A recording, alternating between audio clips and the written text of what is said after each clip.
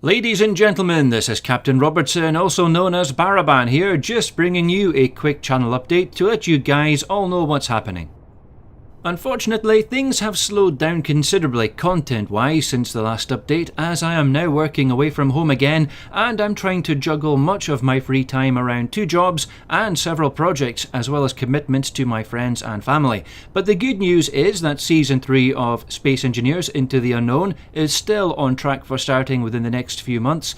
That's if all goes well and Keen continue to improve the stability of the game. And as many of you have already seen, I've released a few trailers for it, which kind of set the scene for Season 3.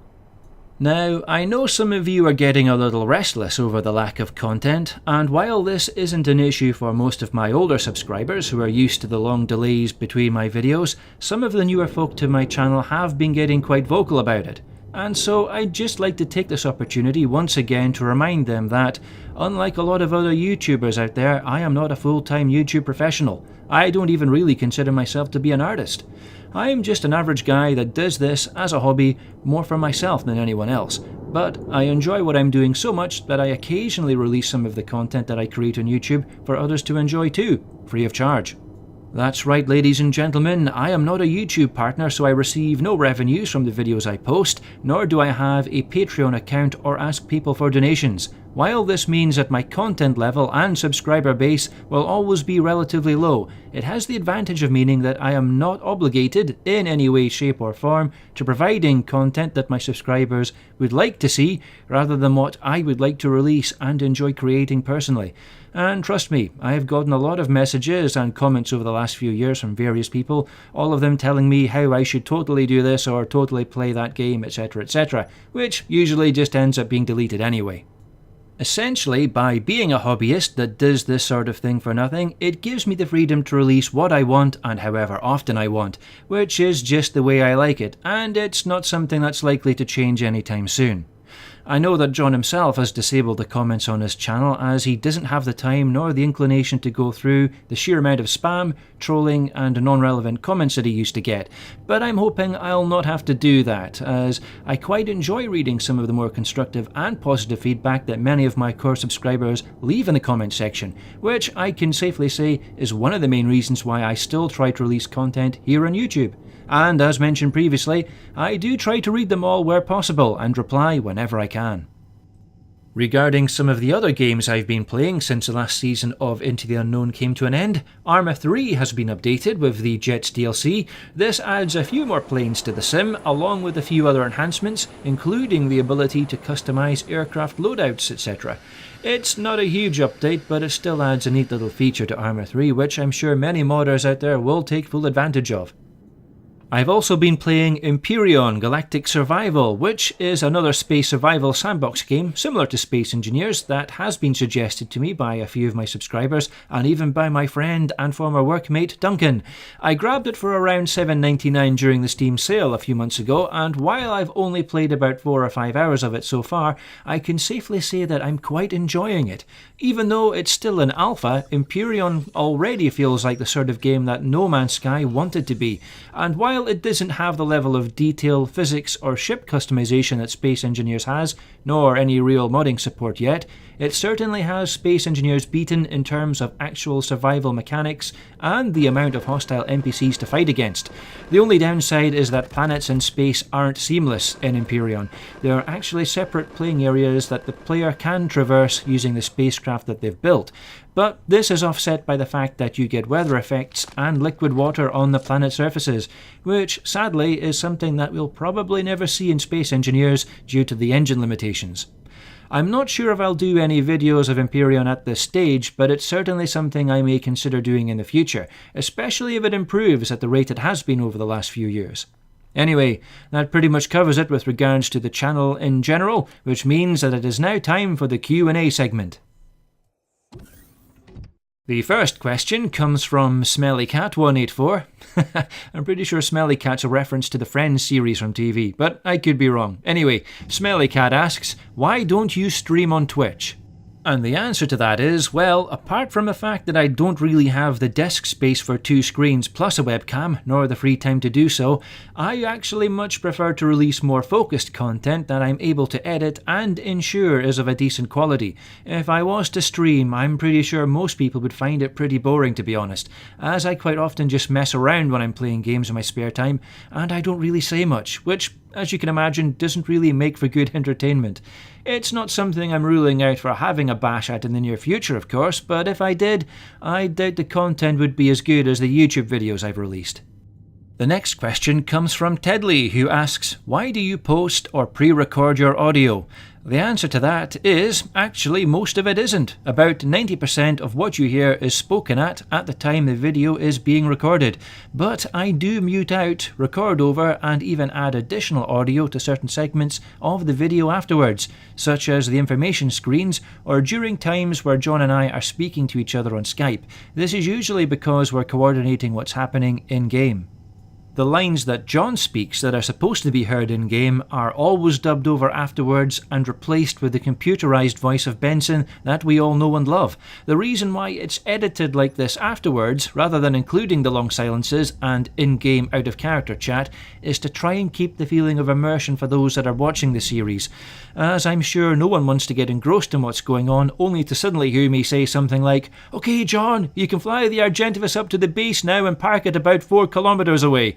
Just don't shoot yet," as hearing that sort of stuff would be very out of place and it wouldn't really fit in with the type of theme that we're going for that particular series.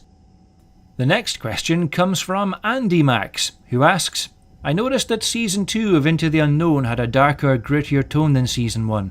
Can we expect more of this in Season 3? The answer to that is, to a certain extent, yes. There will be more dark and gritty moments coming up in some of the new episodes, but at the same time, Season 3 also has some lighter moments, and despite everything that's happened, there's still a sense of hope, not just for the protagonist, but for all of mankind. Season 3 hasn't really begun yet, so I don't want to give away too much at this stage. You'll all have to wait and see what I mean once the new episodes come out. The next question comes from somebody called Just Do It, who sounds worryingly like they're a Nike representative, who asks, why aren't you responding to my friend request on Steam?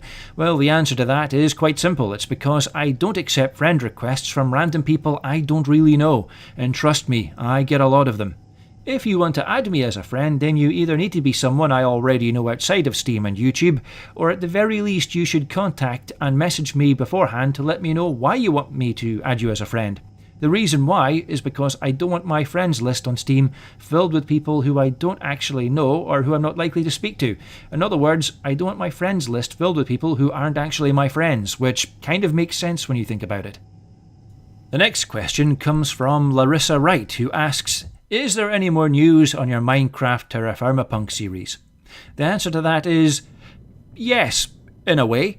I've been able to take another look at what was causing the crashes in TFP, and I've even made some progress in fixing them, although a long-term solution may be to completely remove the custom NPC mod and possibly even one of the other older mods in the pack that seem to be causing some of the issues, and that's before I eventually come back to it. The only problem with that is that it would be cutting out a fairly substantial part of the mod pack, and it's something I'd only really do as a last resort. What I have noticed, however, is that during the test sessions I've been having with TFP, it looks as though that while there's a very substantial tech tree in place, and there is indeed a lot of machines there that can multiply the amount of ingots you can get from the ores, they do take a ridiculous amount of time, effort and resources to build them. And what's worse is that they don't really do much to alleviate the grind once you get there. So I have been taking a look at another mod pack called TF in Motion by Grimcore, which seems to strip down a lot of the mods used in TFP and makes the progression a little faster, as it uses the Ender IO mod to remove some of the mid to high tier grindiness of TFP. What I do miss, however, is some of the more unique monsters and dungeons that were available in Terra Firma Punk.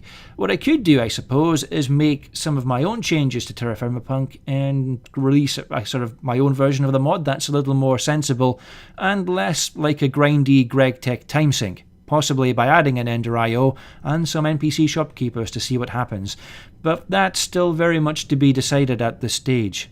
I have also noticed that Terra Craft 2 has gone into alpha recently, so I might just wait until it's slightly more playable and make a short series based on that instead, but once again, that's still very much up in the air at this stage due to a lack of free time. So yeah, it's very much a case of watch this space.